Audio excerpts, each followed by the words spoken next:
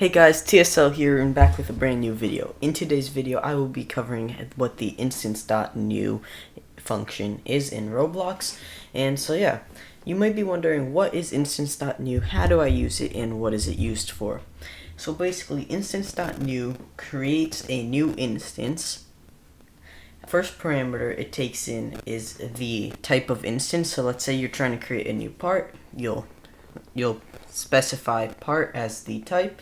Also, there is an optional second parameter, and that is the parent. However, it is not recommended to use the parent parameter because it is bad for performance. Now, to use Instance.new, all you gotta do is go into your script. So let's just make a script in ServerScript service.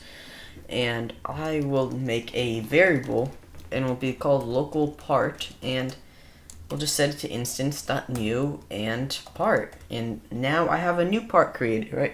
But if I go ahead and run this is actually, well, it's not gonna, you're not even gonna see the part because you also have to specify the parent of the part. So to do that, we just set part.parent because, you know, that's how we change properties in the part, which we covered last video. If you didn't see that, then make sure you check that out. So part.parent is equal to game.workspace, and now if I play, you'll see we have a part right here. And as you see, we don't actually have a part when we're not testing.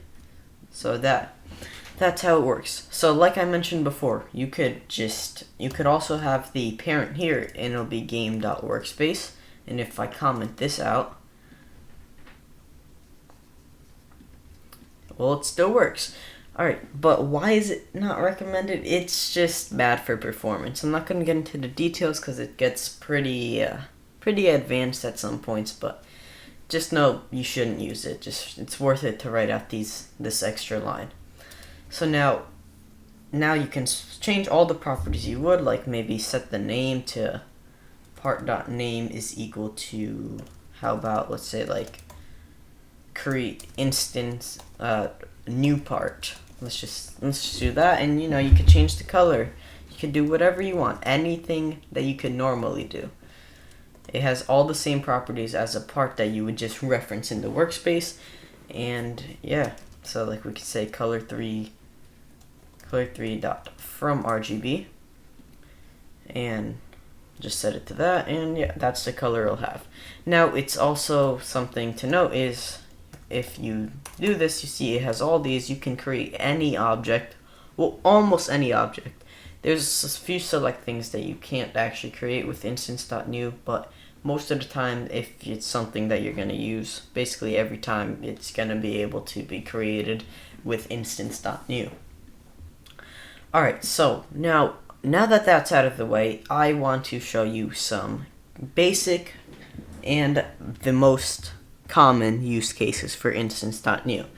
Alright, so you may have noticed in a lot of games, they have this, in the player list, they have the players and they have the player's currency, like let's say like coins or whatever. And the way they do that is every time the player joins the game, it adds a folder inside of the player called leader stats, and in that folder it has a whole bunch of values, and the name of the value is going to be the name of the currency, and the value is going to be how much they have. Now, the back end of that is all covered by Roblox. The only thing you have to do is just insert the values and name them. So I'm not going to really cover too much what values are, because we'll learn that in a later video, and also the functions and connections, we'll also learn those in a later video.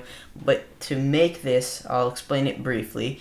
We first need access to our player service, so it's always a good idea to use a variable and use game::get service players, or just get service in general when you're getting any service, because you could also do game.players.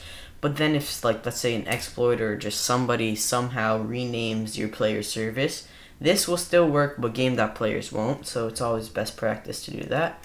So then we could just do players.playerAdded: connect function player. The player is automatically passed through in this function, and this happens every time a player joins the server. Once again, we'll cover more on this in later videos. So then now here's what we're going to do. We're going to make a stats folder, and it's going to be a Instance.new folder. The stats name has to be leader stats for it to show up in the player list like how I was talking about before. And the parent just has to be the player. So now you see we created a folder using that Instance.new we were talking about. But now you really won't see anything different yet. So we got to create a value in it, you know, like let's just make some basic coins, and we'll say Instance.new int value. It's just a integer value, which is just a object that stores integers. Once again, cover that later. So let's set the name of this to coins, and this is what's going to be showing up like right over here. We got to set the parent equal to the stats, and let's just set the coins value equal to, let's say 10. This is going to be the start value.